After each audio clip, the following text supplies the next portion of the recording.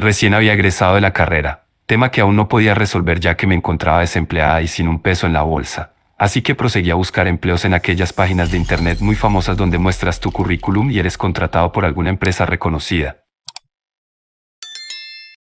Buscando aquellas vacantes me encontré con una en un colectivo de mujeres desaparecidas, lo cual me pareció muy interesante pues el tema de violencia de género es uno de los más controversiales socialmente.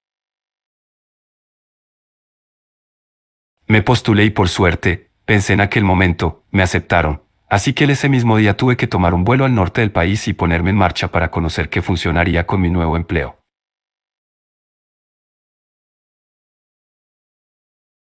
Es bien dicho que la mayoría de casos de búsqueda de mujeres terminan en feminicidios, pero eso no es todo. Al ingresar a este mundo me pude percatar que las personas y familiares buscan los cuerpos hasta por debajo de las piedras. Tal fue el caso de Fátima, una niña que fue asesinada por su padrastro hace aproximadamente 4 años. Caso que terminó en tragedia pues el padrastro terminó en un hospital psiquiátrico porque él afirmaba que la niña lo visitaba cada noche para recordar a detalle aquel suceso que habría cometido.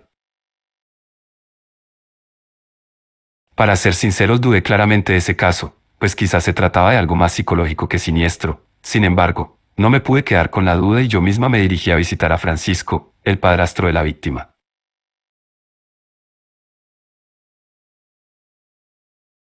Desde el primer momento que puse un pie en el hospital, me di cuenta de la vibra tan pesada que se sentía. Era como vivir algo que sabía que estaba mal, pero claramente no me quedaría con la duda. Así que caminé hacia la puerta, me hice pasar por el familiar de este sujeto a lo que fácilmente me dieron el acceso, pues me comentaban que desde aquel acontecimiento ese hombre no había recibido algún mensaje enviado y barra diagonal o visita. Al acercarme a él su semblante se veía triste y al mismo tiempo desesperado en búsqueda de ayuda o al menos paz que se veía claramente que no tenía. Entablé unas cuantas palabras con él a lo que rápidamente me dijo que él sabía perfectamente a qué iba, que en efecto aquella niña lo seguía persiguiendo donde quiera que fuera, en todo momento, en todo lugar. Hasta en lo más profundo de sus sueños ella estaba allí y que por más que trataba de olvidar el pasado, este no podía borrarse de su mente. Sino todo lo contrario. En ese momento pensé, es increíble el grado de desesperación de una persona que te cuenta todo lo que vive y siente sin ni siquiera conocerte. No obstante, seguí escuchando cada palabra que salía de su boca, llena de arrepentimiento y dolor mental, el cual era evidente, pues los especialistas de ese centro me habían comentado al ingresar que era un paciente que había tratado de quitarse la vida incontable número de veces, todas repitiendo un mismo patrón, una carta de arrepentimiento hacia Fátima. Por algún motivo nunca lo hacía, así que era un caso que nadie podía revelar por completo pues muchas veces trataban de ver las cámaras de seguridad de su habitación y lo encontraban a él llorando, hablando con alguien, huyendo de extremo a extremo, e incluso pidiendo perdón de rodillas. Conductas que eran de dudosa procedencia pues no sabían si realmente el hombre estaba loco o si efectivamente el espíritu de Fátima seguía sin descansar. El sujeto me juraba que él no estaba loco, pues realmente se encontraba con la niña todo el tiempo y que él no debería estar en ese lugar, sin saber realmente cuál había sido el peor de su castigo, si estar en la cárcel o vivir una soledad y locura en aquel hospital de mala muerte. Después de entablar varias horas con el padrastro de Fátima, le pregunté si efectivamente el cuerpo de la niña era el que había entregado, pues se sabe que si una alma en pena anda rondando por todos lados significa que esta aún no puede descansar en paz. A lo que él me confesó que él había escondido parte del cuerpo de la niña en el patio de su antigua casa y el otro lo encontraron las autoridades, pero nunca reveló tal suceso pues tenía en ese momento ser sentenciado a más años de cárcel o castigo. En ese momento no sabía si confiar en una persona que se encontraba en un hospital psiquiátrico, pero mi duda fue más grande así que le pedí los datos exactos de esa casa y con ayuda de especialistas que integraban esa asociación decidimos buscar la verdad. Fue un tema difícil de abordar, pues mi duda y desesperación había llegado muy lejos, a tal punto de olvidarme de mi verdadera función en ese lugar, investigar más casos que realmente seguían activos, así que decidí tomar cada hora de descanso que tenía para continuar con el caso de Fátima, pues al final del día también me importaba que esta niña tuviera un descanso digno. Fue una noche en donde ya no supe si seguir con el caso, pues me encontraba en el departamento que rentaba en ese momento, mismo que tenía un aspecto un poco antiguo. Sin embargo, no me importaba, pues la mayor parte del día me la pasaba fuera de ese lugar y en las noches llegaba tan agotada que no me percataba de lo que se encontraba allí. Era momento de ir a dormir, así que después de dar varias vueltas en mi cama me costó conciliar el sueño, pues sentía una vibra muy fuerte y pesada, algo que no me había pasado desde que fui a visitar al padrastro de Fátima. Sin más traté de dormir, pero a los pocos minutos comencé a escuchar ruidos extraños y voces las cuales poco a poco se acercaban a mí. Claramente me di cuenta que era la voz de una niña, la cual me pedía que hiciera justicia. Era una voz desesperada, triste y preocupada. En ese momento la única persona que se me vino a la mente fue Fátima, pues no había conocido esos casos tan profundamente como el de ella.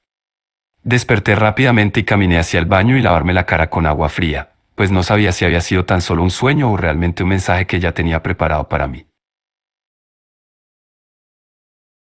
Me levanté temprano al otro día, en búsqueda de recaudar más información, lo cual fue un éxito pues tuve acceso al que había sido hogar de Fátima y su padrastro, así que comencé a buscar cualquier pista que encontrara. Procedí a entrar al lugar y abrir cajones que en su mayoría ya se encontraban vacíos, pero no todo estaba perdido, pues en uno de ellos encontré unos casetes y no dudé ni un momento en reproducirlos. El contenido de esas cintas tenía de fondo la de la voz de Fátima.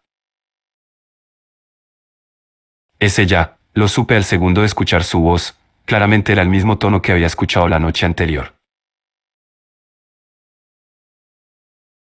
Me dirigí al patio trasero donde supuestamente aquel hombre me había confesado que estaban los restos de la niña, los cuales nunca fueron entregados, así que junto a varios amigos pasamos gran parte de la tarde buscando alguna prueba o pista que nos mostrara algo. Pero luego de varias horas, cansancio y agotamiento encontramos algo. Efectivamente, era una caja llena de pertenencias de Fátima, al igual que restos óseos en estado de descomposición, los cuales aún emitían un olor desagradable. Automáticamente llamé a Fiscalía, pues ellos son los encargados de ese tipo de casos y yo no quería verme aún más involucrada en esos temas y menos legalmente, así que después de varios estudios y papeles en regla, confirmaron que eran restos de aquella niña que fue asesinada injustamente por su padrastro. Horas después me enteré que Francisco, el padrastro, había fallecido por causas naturales, al parecer un paro cardíaco. En cambio yo no me iba a quedar con ese cuestionamiento sin resolver, así que me dirigí al hospital psiquiátrico para saber qué era lo que realmente había pasado. Llegando al lugar, me comentaron los del personal que había pasado de forma muy extraña, algo paranormal, pues en las cámaras de seguridad se podía percatar como el hombre hacía movimientos extraños y pareciera que alguien lo asfixiaba poco a poco, como si alguien quisiera ahorcarlo, pero no había nadie. Él se encontraba solo en aquella habitación fría y desolada. Así que el personal del lugar dijo que había fallecido por un paro, esto para no tener que dar explicaciones de lo sucedido.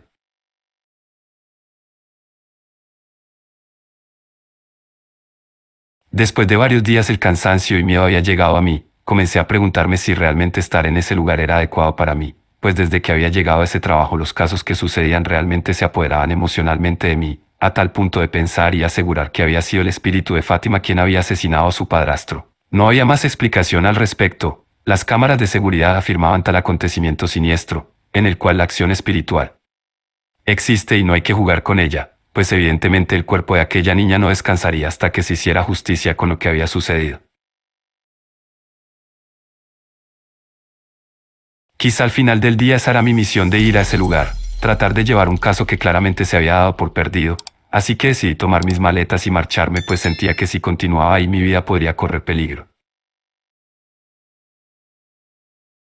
Así que una noche antes de partir, volví a tener el mismo sueño. Era aquella voz que reconocí como la de Fátima, diciendo que ella no se quedaría en silencio y haría justicia por aquellas mujeres que habían sido asesinadas injustamente como ella. Pero quizá y en ese momento yo dudaba si realmente era ella quien me hablaba o era que el subconsciente. De cualquier manera sabía que el espíritu de Fátima siempre me acompañó y aunque nunca supe si fue bueno o malo, entendí que ella no descansaría hasta que su padrastro perdiera la vida como ella.